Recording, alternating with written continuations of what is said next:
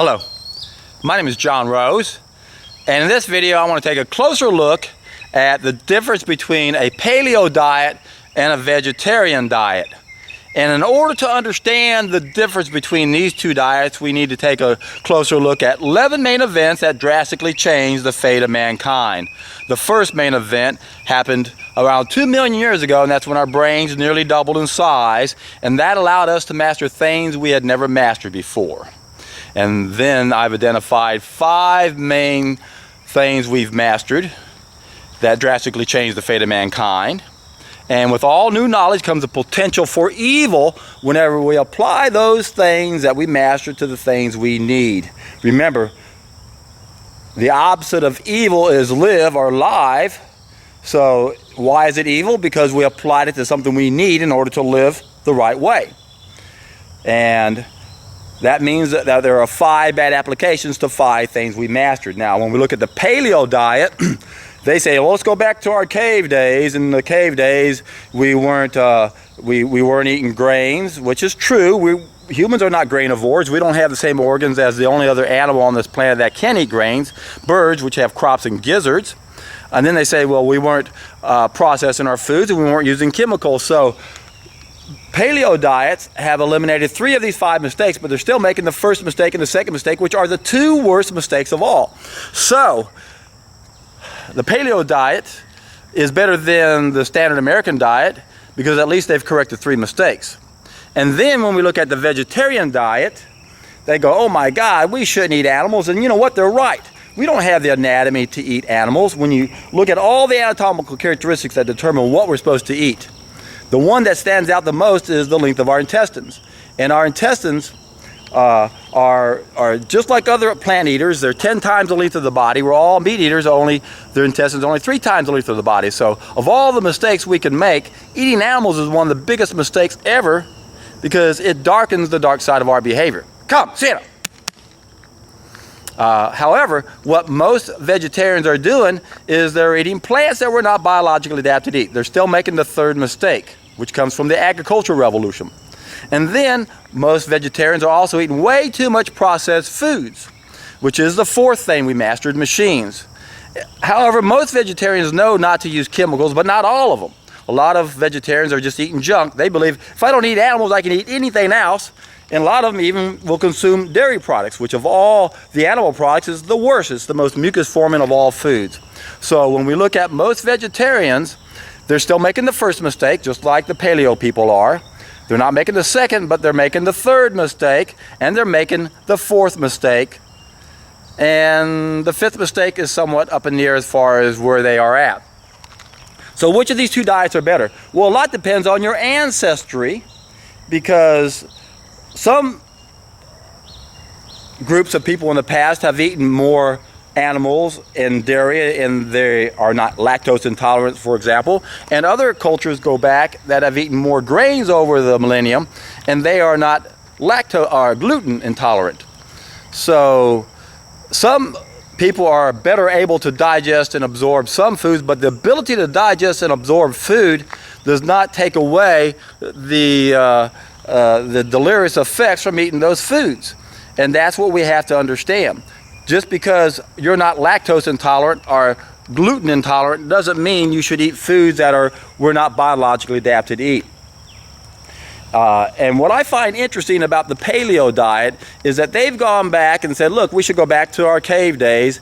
And yeah, we are not cavemen originally. We're islanders originally. We were up in the tropics. We were eating fruits that were simpler to digest. The key here is our bodies are designed for simplicity. Our bodies are not designed for complexity. Our bodies are not designed to eat protein, which is complex foods, or our bodies are not designed to eat starches, which are complex foods. Our bodies are designed to eat simple foods like amino acids and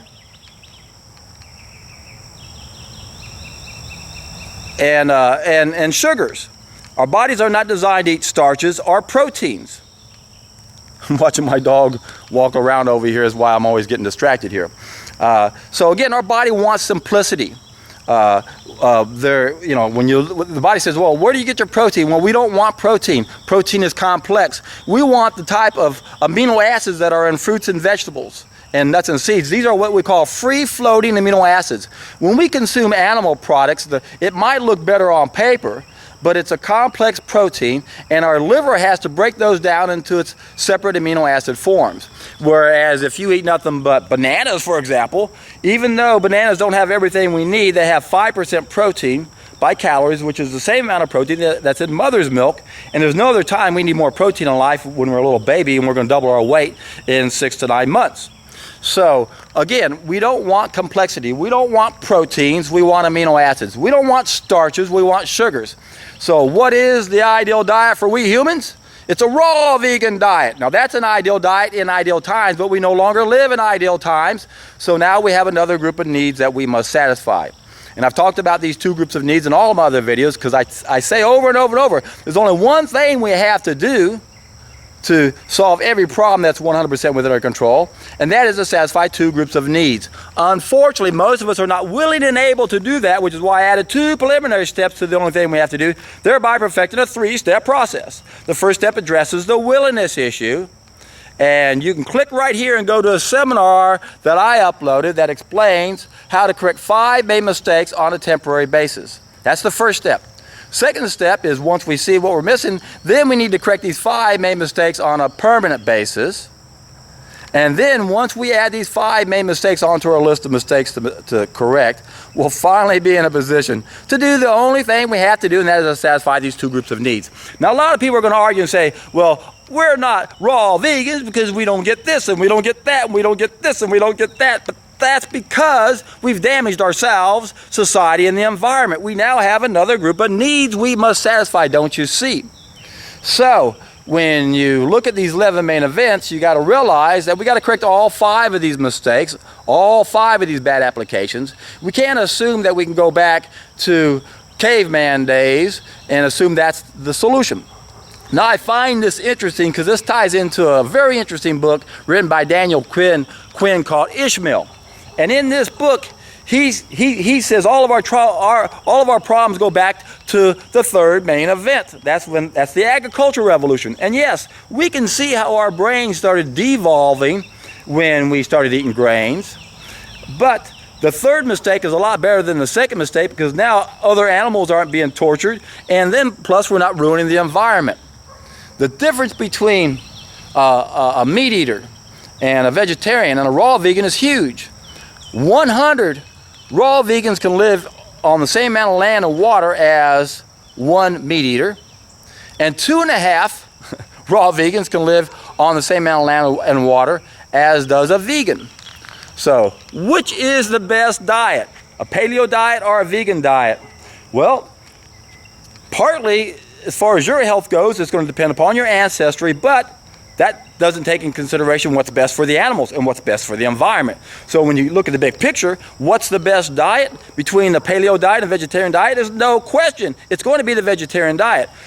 Even though some people are not going to do very well on a vegetarian diet, and health-wise, they might actually do better on a paleo diet. But why settle for less? Do what you're supposed to do, correct all these mistakes, and become the best that you can be. Now, I realize how hard that is for most people. It's not easy to say, I'm going to eat more of the good stuff and less of the bad stuff. So what's the best solution? What's the best way to control the things that are controlling us? It's simple. Take a solid food vacation. Click here, do the first of my 3-step process, and when you do, I guarantee you're in for a treat.